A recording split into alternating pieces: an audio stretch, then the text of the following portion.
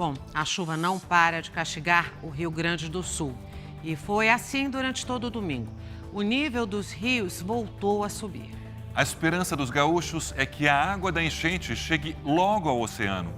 Mas questões como o relevo da região e o aquecimento global podem fazer esse fenômeno, esse momento, demorar ainda mais para chegar.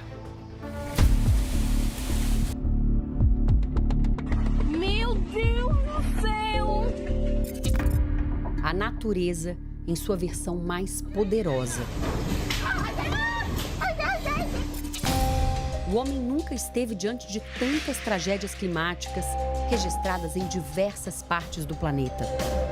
Explodiram no mundo todo o número de eventos extremos e no Brasil também. Por aqui, as mudanças severas aparecem nos termômetros, no solo seco, com vendavais e agora no registro de uma inundação histórica. É o maior desafio que a humanidade já enfrentou. Por trás das imagens chocantes de cidades afogadas, a mesma pergunta vem de todos os cantos do Brasil. Como explicar o que acompanhamos espantados no sul do país? Para entender a tragédia, é preciso conhecer os rios que cortam a região. O Lago Guaíba, que margeia a capital do estado, Porto Alegre, recebe água de pelo menos 5 rios: o Caí, o Taquari, o Sinos, o Gravataí e o rio Jacuí. Com as chuvas fortes e constantes, o nível desses rios subiu rapidamente e isso refletiu no Guaíba. Na prática, em 9 dias de chuva, o Guaíba recebeu desses rios um volume de água que só passaria ao longo de 18 semanas. Para se ter uma ideia, foram 14 trilhões de litros de água, o equivalente à metade da usina de Itaipu. É o que a ciência chama de evento extremo. As imagens registradas ao longo dos últimos dias no Rio Grande do Sul são exemplo do que pode acontecer em outras regiões brasileiras, até mesmo as que são preparadas para enfrentar inundações. Nos últimos 54 anos, aquele muro de contenção protegeu Porto Alegre contra as cheias. Mas desta vez o volume de água foi maior.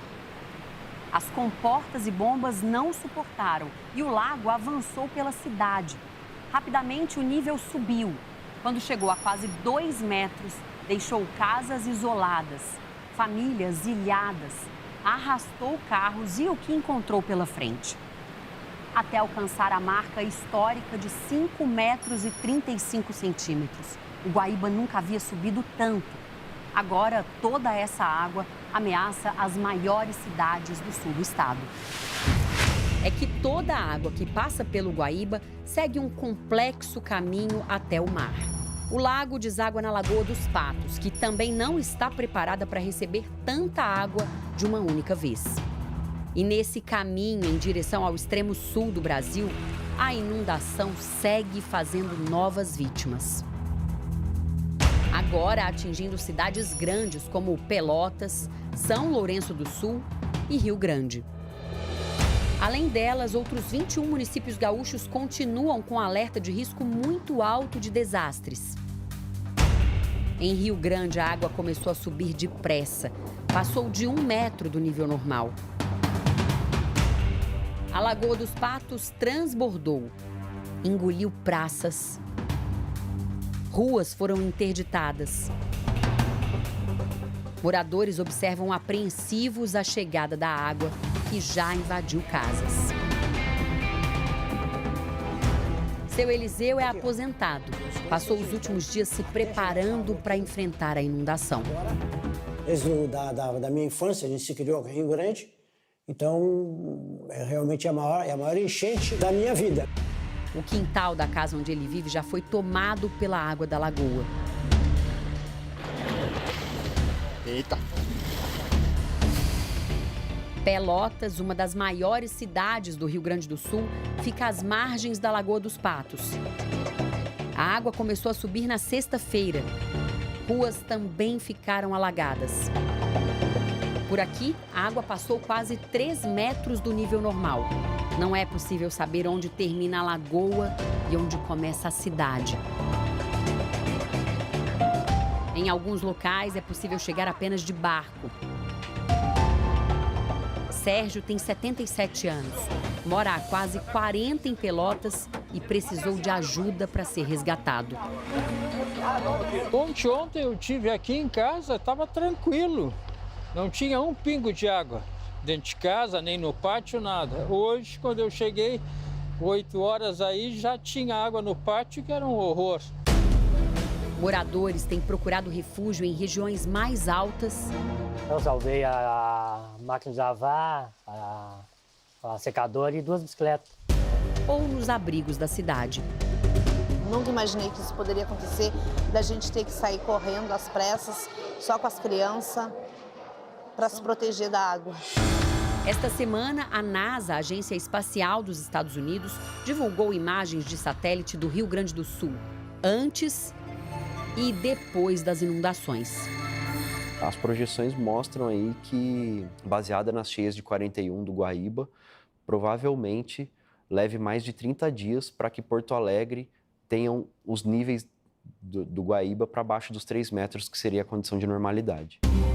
Antes de chegar ao oceano, a água que já causou tanta destruição ainda precisa superar uma barreira natural, essa saída estreita, para só depois se misturar às águas do Atlântico. Nesse único caminho natural para o escoamento da água, o vento pode surgir como aliado ou inimigo das cidades ao redor. Se soprar em direção ao oceano, a água vai escoar com mais rapidez. Se soprar em direção ao continente, a água do mar pode se tornar uma barreira e impedir que as águas da inundação cheguem ao seu destino final. É muito provável que Porto Alegre volte a ter um novo repique, né, de elevação do Guaíba, tá? Então, o que a gente tem avisado para os órgãos que tomam as decisões locais é manter o apoio que já está tendo em Porto Alegre e possivelmente buscar novos reforços.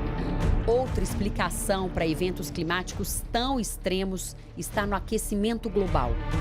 Chuvas muito intensas, prolongadas, rajadas de vento, ondas de calor e secas, todas estão ficando muito mais frequentes em todo o planeta. Segundo os cientistas, o planeta já está 1,5 graus mais quente. Se a gente continuar com o que os países se comprometem a reduzir das emissões, nós vamos chegar em 2050 com 2,5 graus de aumento. É uma tragédia para o planeta Terra, é um que nós chamamos um ecocídio, um suicídio planetário. Para quem já está de olho na reconstrução, fica o alerta. Em algumas regiões, não vai adiantar voltar tudo para o mesmo lugar. 8 milhões de brasileiros vivem em áreas de risco desse risco e 2 milhões não podem mais continuar. São áreas de altíssimo risco e esse estudo analisou poucos municípios no Rio Grande do Sul.